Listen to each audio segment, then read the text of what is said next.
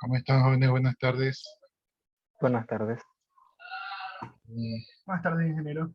¿Qué tal, jóvenes? Vayan colocando sus dos apellidos y sus dos nombres en el chat. Buenas tardes. Buenas tardes, jóvenes. Y déjenme ingresar para tomar su asistencia virtual.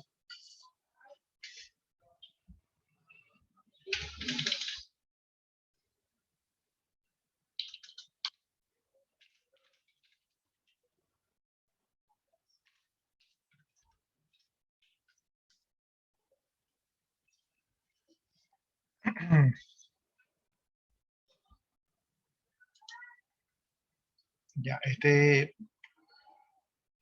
la sesión, jóvenes, va a durar nomás 40 minutos porque el Zoom se me cierra a los 40 minutos. Entonces, si se me pasa por alto y se llega a cerrar, ahí nos volvemos a conectar inmediatamente, ¿ya? Esa es la novedad.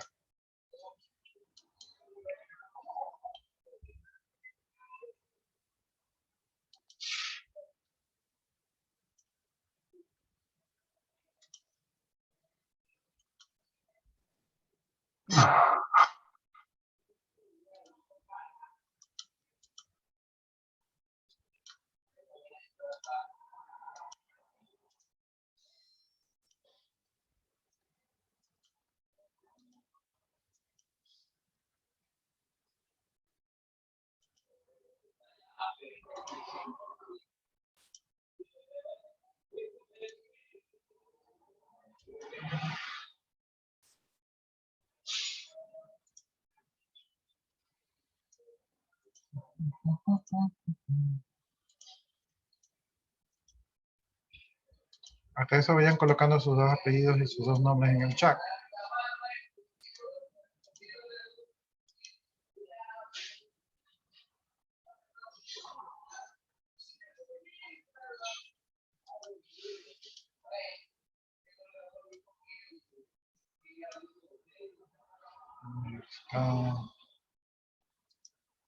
Luis Sánchez Villamar Carrillo.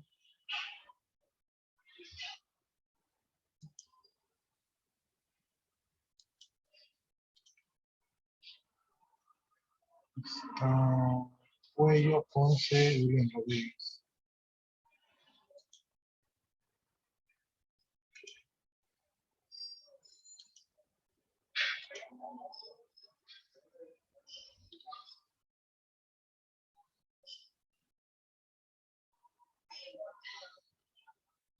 Ya, creo que ahí están todos, ¿no?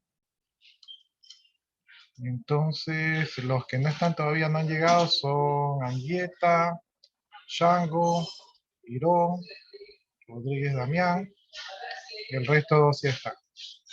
Entonces ya esta primera parte de la asistencia ya la tenemos. Ya, de ahí creo que nos habíamos quedado en los tipos de empresa. Entonces, déjenme abrir ese documento. Ingeniero, nuestro grupo quería exponer sobre las teorías de la empresa. Ya,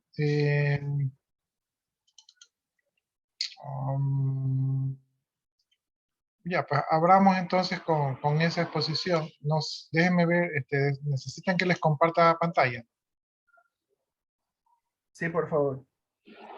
Ya, ahí está habilitada la compartición de la pantalla. Entonces, indican la teoría, ¿verdad? Indican la teoría y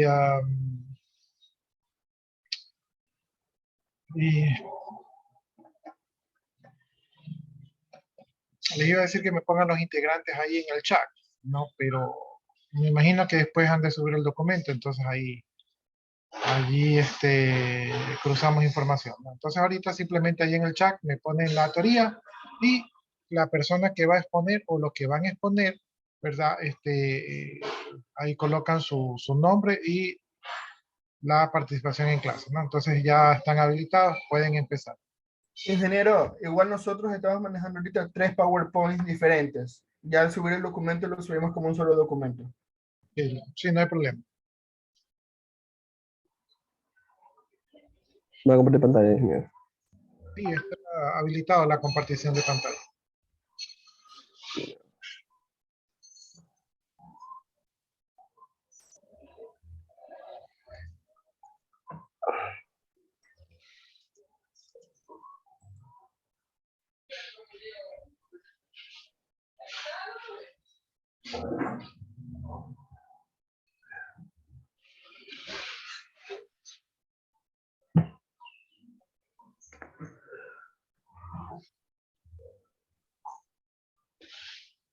Espera un momento hasta que carguen un ratito.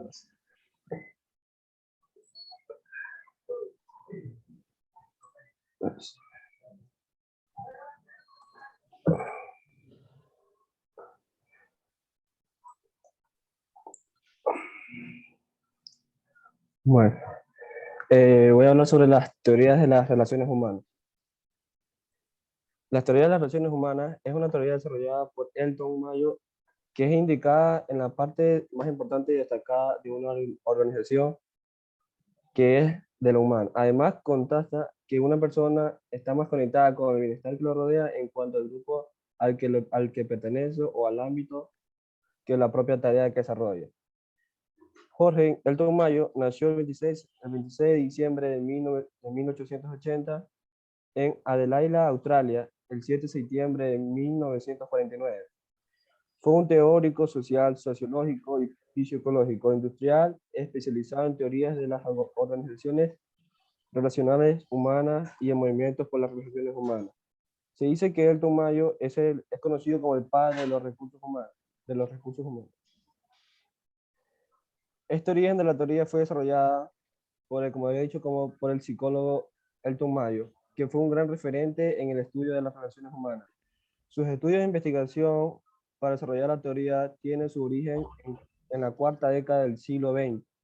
Surgió para equilibrar la relación entre los obreros y jefes de compañía y como contraproposición de la teoría clásica, en la que se trataban de los trabajadores con máquinas y no humanas. La teoría se empezó a centrar en el trato hacia las personas dentro de las organizaciones, a generar su autonomía y confianza y a delegar también cierta autoridad a los trabajadores a la hora de desarrollar sus tareas. Esta surgió en Estados Unidos en el año 1930 aproximadamente.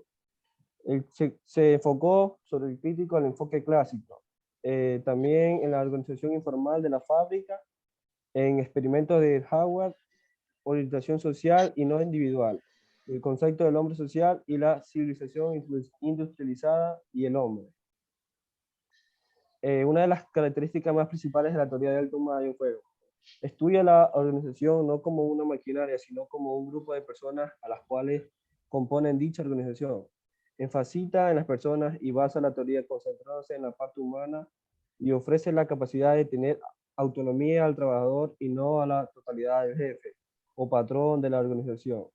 La idea es que el trabajador tenga autonomía para desarrollar su labor sin sostenimiento constante a la vigilancia del jefe. También proporciona la confianza en las personas, da gran importancia a las relaciones que existen entre los trabajadores que componen la empresa. La teoría también se inspira en la psicología y no en la autoridad. La psicología empieza a tener importancia a la hora de estudiar e investigar las relaciones humanas en todo tipo de ámbitos, incluyendo organizaciones como en este caso. Tiene en cuenta también las relaciones entre los componentes humanos de la organización y favorece también las dinámicas grupales. También están las 4 principales causas del surgimiento de la teoría de las relaciones humanas. La primera es la necesidad de humanizar y de democratizar la administración. Esto es liberándose de los conceptos rígidos y mecanismos de la teoría básica, clásica y la teoría de las relaciones humanas. Este fue un movimiento dirigido a la democracia de los conceptos administrativos. También tenemos lo que es el desarrollo de las llamadas ciencias. El desarrollo de la llamada ciencia, en especial la psicología y la sociología, y sus primeros intentos de aplicarse a la organización industrial, las ciencias humanas demostraron gradualmente lo inadecuado de los principios de la teoría clásica. Las ideas de la filosofía pragmática de Jung y la psicología dinámica de Kurt Lewin. Estas ideas dinámicas de Kurt Lewin fueron esenciales para el humanismo. En la administración de Alto Mayo, considerado el fundador de la escuela Day indirectamente, y contribuyeron a su concepción.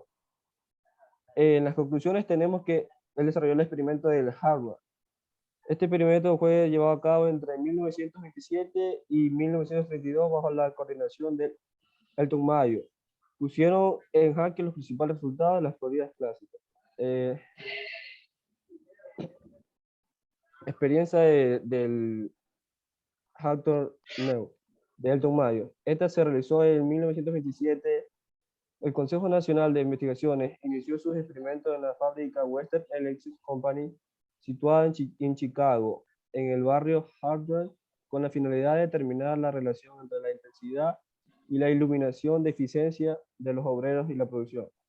En la primera fase del experimento, se escogieron dos grupos de obreros que ejecutaban la misma operación en condiciones idénticas.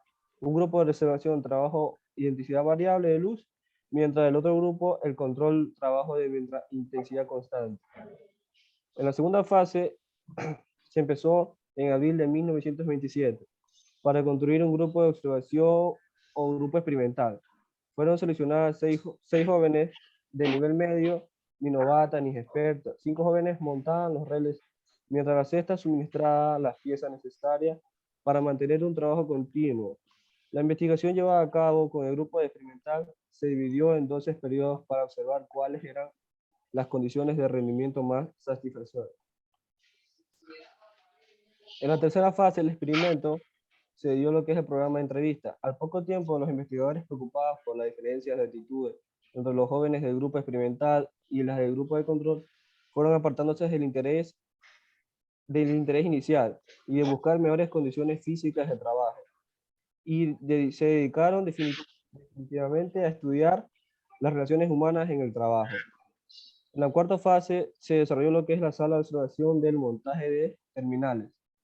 En esta fase se escogió un grupo experimental de 9 operadores, 9 soldadores y 2 inspectores, todos de la sección del montaje de terminales para estaciones telefónicas, el cual pasó a trabajar en una sala especial cuyas condiciones laborales eran idénticas a las del departamento.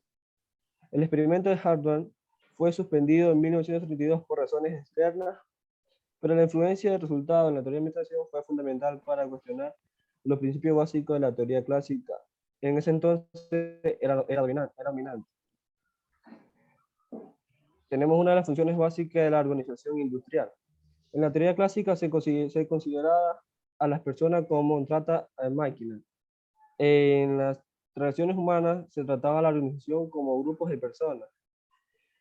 En la clásica hacían énfasis de tareas o de tecnologías.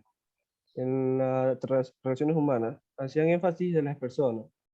Se inspiraba en sistemas de ingeniería, en lo contrario se inspiraba en sistemas de psicología y delegación plena de la autoridad.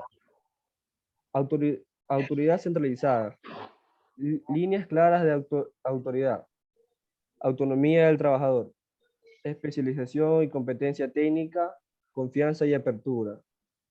Acentuaba división del trabajo, se daba énfasis en relaciones humanas. Confianzas en reglas de reglamento y confianzas en las personas. Clara separación entre líneas de staff y dinámica grupal interpersonal. Aportes. Elton Mayo, sobre todo, fue conocido por su investigación que incluye los estudios de Howard o estudios de la lógica del sentido de los trabajadores y lógica del coste, y la eficiencia de los directivos que podría conducir a conflictos dentro de organizaciones. Afirma que el estudio aplicado en las relaciones del trabajo requieren la integración de varias perspectivas. Los hallazgos de Mayo y sus colaboradores basados en la parte de las ideas concebidas por el Vilfredo Pareto tendrían un efecto dramático en el pensamiento administrativo. La modificación de la iluminación del grupo de prueba, la realización de cambios en los periodos de descanso y la reducción de jornadas del trabajo.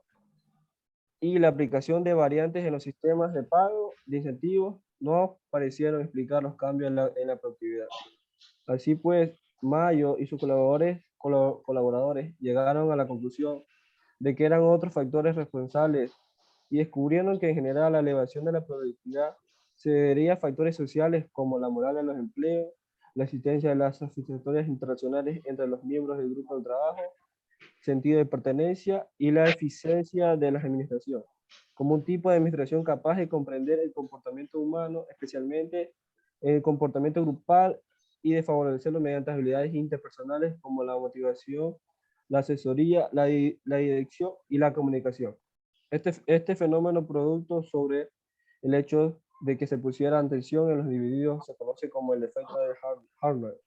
Gracias.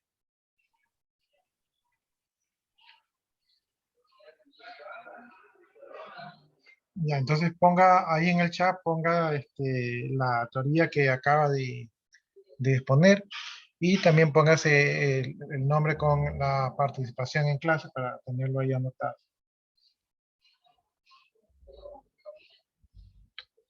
Ya, no sé si hay algún otro grupo que vaya a aprovechar y también realice la exposición. Sí, ingeniero, ahí va a compartir la compañera Luciana, que tenemos las tres teorías ya listas. ¿Está listo entonces? Teoría X. Debemos saber que esta teoría aplica directamente a los recursos humanos de una empresa. También es importante denotar que existe la teoría Y, que es una contraposición de la teoría X y está usualmente relacionada a esta. Por tanto, podemos definir a la teoría X como una proposición que expone que los directivos de la empresa consideran a los empleados como individuos pesimistas, estáticos y sin ganas reales de trabajar. En otras palabras, los directivos exponen que los trabajadores solo pueden laborar eficientemente a través de amenazas y control, mientras que por el contrario, la teoría Y establece que los empleados son un activo primordial en la compañía y como recurso humano, y como individuos necesitan tanto del trabajo como de la distracción. La teoría X nos permite darle un vistazo más a profundidad a la figura autoritaria y su forma de ver a los empleados, así como determinar cuáles son los efectivos, tanto positivos como negativos, que esto tiene en el rendimiento y la productividad del trabajador. Característica de lo que es la teoría X. Como parte de un modelo administrativo, lo que es la teoría X tiene las siguientes características. Expone un ambiente laboral más rígido, estricto y lineal, donde la visión tradicional del trabajo y el mantenimiento de estos principios conforma el pilar fundamental para el éxito empresarial. Hace falta de un individuo con liderazgo o con madera de líder para comandar y dirigir todos los aspectos y factores que involucran al trabajo, por ejemplo, los directivos. En otras palabras, lo que es la teoría X deja de lado el trabajo en equipo y la colaboración entre compañeros. No existe lugar para opiniones personales por parte de los empleados, por lo que las directrices y decisiones no tomadas por los directivos son absolutas. El directivo o líder de equipo siempre está observando rigurosamente las acciones y el trabajo de los empleados, con la finalidad de mantener este mismo control. Siempre busca fomentar el respeto hacia los directivos. Teoría Y. La teoría Y describe un modelo participativo liderazgo, estilo donde los gerentes asumen que los empleados están motivados y dirigidos hacia el logro de las metas organizacionales. Como resultado, estos líderes intentan recibir el máximo rendimiento de los empleados con el mínimo esfuerzo de gestión. Esta teoría indica que la administración debe ser responsable de organizar la empresa y sus recursos con el fin de cumplir con sus objetivos, pero que los empleados no son un elemento pasivo sino activo, a menos que sean empujados a ello. Se indica el valor e importancia de la motivación y el reto, un valor que no suele ser aprovechado, y se impide que los trabajadores se desarrollen hasta alcanzar su máximo potencial. Tampoco se observa que cada individuo tiene sus propios objetivos, a menudo no se han visto reflejados con los de la empresa. En este sentido, es la dirección de la empresa la que debe organizarse de tal manera que el trabajo fomente dicho desarrollo y permita al trabajador cumplir no solo unos objetivos a los que no se siente ligado, sino que además en el proceso de alcanzar las metas de la empresa puede alcanzar también las propias metas. Teoría Z. La teoría Z, también llamada método japonés, es una teoría administrativa desarrollada por William Outy y Richard Pascal, colaborador, quienes, al igual que M.C. Gregor, al contrastar su teoría Y a una teoría X, la contrastaron con una teoría A. La teoría Z es participativa y se basa en las relaciones humanas. Pretende entender al trabajador como un ser integral que no puede separar su vida laboral de su vida personal. Por ello, invoca ciertas condiciones especiales como la confianza, el trabajo en equipo, el empleo de por vida, las relaciones personales estrechas y la toma de decisiones colectivas. Todas ellas aplicadas en orden de obtener un mayor rendimiento del recurso humano y así conseguir mayor productividad empresarial. Se trata de crear una nueva filosofía empresarial humanista en la cual la compañía se encuentre comprometida con su gente. Principios fundamentales de la teoría Z. Son 3 los principales básicos de la teoría de Oates. Confianza, atención a las relaciones humanas, sutileza, relaciones sociales estrechas, intimidad. Los cinco factores comunes de las empresas Z. 1. Formación de todos sus empleados desde arriba hacia abajo y viceversa. 2. Existe un plan de capacitación constante integral. 3. Su política conduce a disminuir la rotación del personal. 4. Se ha adaptado un proceso más lento para la evolución y promoción del personal. 5. Los objetivos y las políticas que ha definido la empresa en su aplicación de la filosofía Z han de ser totalmente congruentes. Metas comunes, trabajar en equipo, compartir los mismos objetivos, disfrutar lo que se hace y la satisfacción por la tarea cumplida son características de la cultura Z que abren las posibilidades de mejorar el rendimiento en el trabajo. Gracias. Ya, póngase ahí en el chat en la teoría que expuso, su nombre y póngase participación en clase. Creo que teníamos otra teoría, ¿no? Sí, la teoría del sistema. Ya, listo. La teoría del sistema se conoce como la teoría del sistema o teoría general del sistema. Espérenme. Ahora sí. De los sistemas en general desde una perspectiva interdisciplinaria, o sea que abarca distintas disciplinas. Su aspiración es identificar los diversos elementos y tendencias identificables y reconocibles de los sistemas, o sea, de cualquier entidad claramente definida, cuyas partes presenten interrelaciones e interdependencias, cuya suma es mayor que la suma de sus partes. Esto quiere decir que para tener un sistema debemos poder identificar las partes que lo componen y entre ellas debe haber una relación tal que al modificar se modifiquen también las demás, generando patrones de comportamiento predecibles. Por otro lado, todo sistema tiene una relación con su entorno, al cual se ajusta en mayor o menor medida, y respecto del cual deberá poder ser siempre diferenciado. Dichas consideraciones, como se verá, pueden aplicarse a la biología, a la medicina, a la sociología, a la administración de empresas y muchos otros campos del saber humano. Sin embargo, la teoría general de sistemas, considerada como una metateoría, aspira a conservar su perspectiva general global de los sistemas, sin proponer nada demasiado específico. Por ejemplo, permite diferenciar entre los tipos de sistemas de base a sus características esenciales, pero no se preocupa por qué tipo de objeto concreta componen dicho sistema. Autor de la teoría. Surgió en el seno de la biología esta teoría, disciplina en la cual aún juega un rol fundamental cuando en 1950 el biólogo austro Ludwig von Bertalanffy expuso por primera vez sus fundamentos, desarrollo y aplicaciones. La teoría del sistema no es el primer intento del ser humano por dar un enfoque en general de los objetos reales, sino que surge también en el siglo XX como un intento por dar nueva vida al enfoque sistémico de la realidad. Su objetivo era superar algunas de las dicotomías u oposiciones fundamentales de la filosofía clásica, como son materialismo frente a vitalismo, reduccionismo frente a perspectivismo o mecanismo frente al teleologio.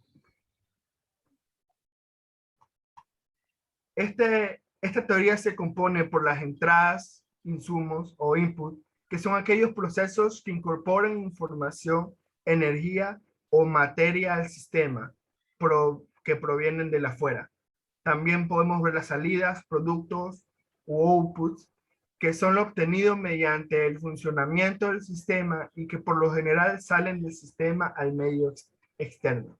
Los transformadores, procesadores o throughput, mecanismos de sistemas que producen cambios o convierten entradas en salidas.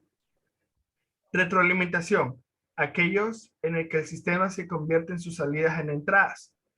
Y el medio ambiente, todo lo que rodea al sistema y existe fuera de él, lo cual a su vez contribuye a un sistema dentro de otro sistema y así hasta el infinito.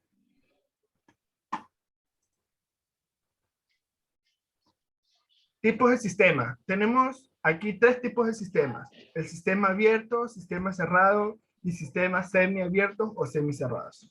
El sistema abierto es aquello que comparte información libremente con su medio ambiente. El sistema cerrado es aquel que no comparte información según tipo con su medio ambiente. Son sistemas siempre ideales. El sistema medio abierto, medio cerrado, es aquel que comparte la menor información posible con su medio ambiente, aunque sin llegar a ser cerrado. Y podemos ver la teoría de sistemas en lo que es la administración. Así como en otras áreas del saber, la administración se benefició de la incorporación de la teoría general de sistemas, especialmente durante los últimos tiempos. Para empezar, la estadounidense Mary Parker Follett utilizó esta teoría para refutar numerosas perspectivas de la administración clásica. Desde entonces, la comprensión de la empresa y organizaciones como sistemas descriptivos no ha cesado. En el mundo postindustrial, la teoría de sistemas se ha convertido en una herramienta conceptual de suma importancia a medida que los procesos de transformación de la materia o de obtención de rentabilidad pueden describirse según sus principios. Gracias. Póngase allí la participación en el chat, el tema de la teoría y su nombre, ¿verdad? Y la participación. Y nos quedan 8 minutos antes de que se cierre la pantalla. No sé si alguien más va a exponer. Yo tengo preparado mi teoría. ¿Podrá hacerlo en 8 minutos antes de que se cierre la pantalla? La Creo que yo teoría sí. burocrática. Ya, compañero. Dale. Ya, entonces procedamos y si se corta, ya saben, nos volvemos a conectar inmediatamente.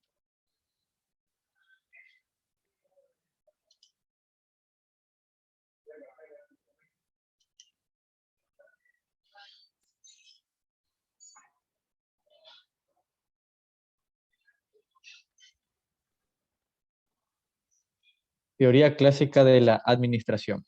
La teoría clásica de la administración se basa fundamentalmente en la importancia de la estructura en las organizaciones formales, sin darle consideración alguna al factor humano. Es el polo contrario de la teoría de las relaciones humanas, ya que ésta se centra en el individuo y en las relaciones sociales dentro de la organización. La teoría clásica surgió poco después de la Revolución Industrial, debido al crecimiento acelerado de las empresas y a la necesidad de aumentar la eficiencia y la competencia de las organizaciones.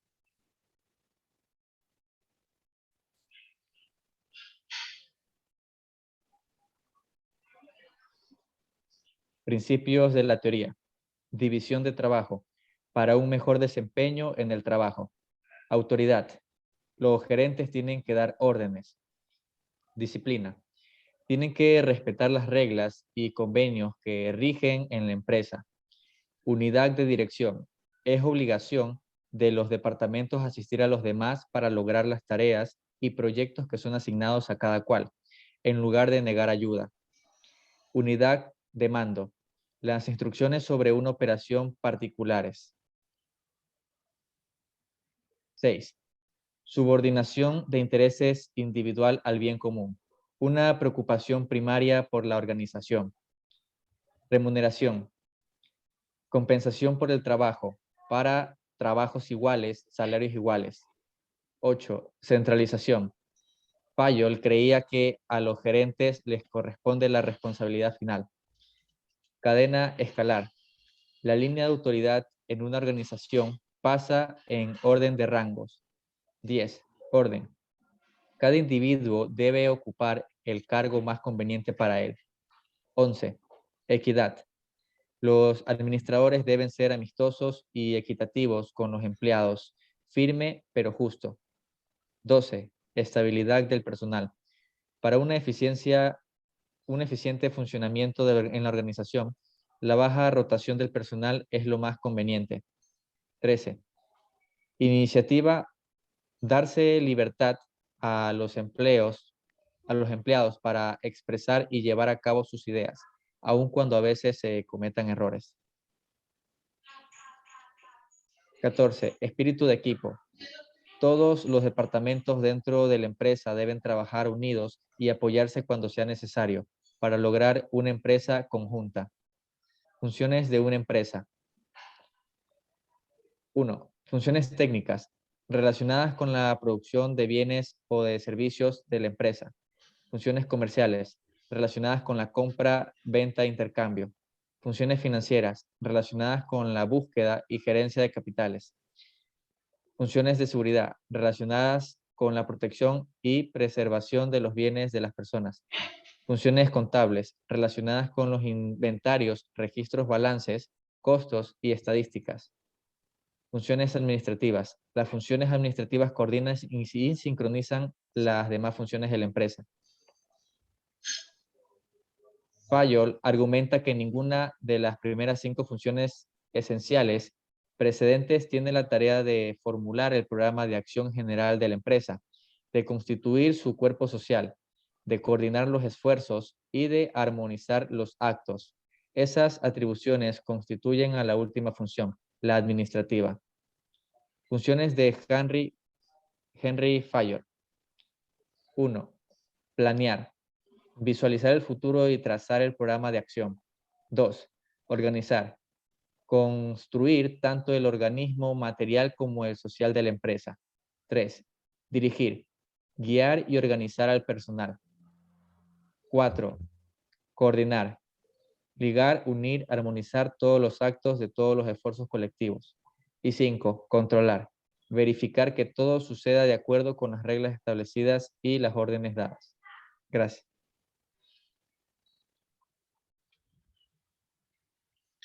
Ya, creo que ya mismo se va a cerrar.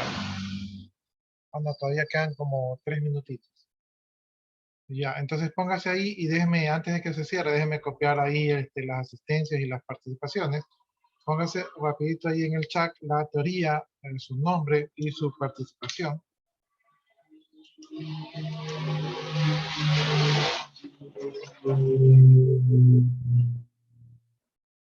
Ya, y nos quedan 3 minutos.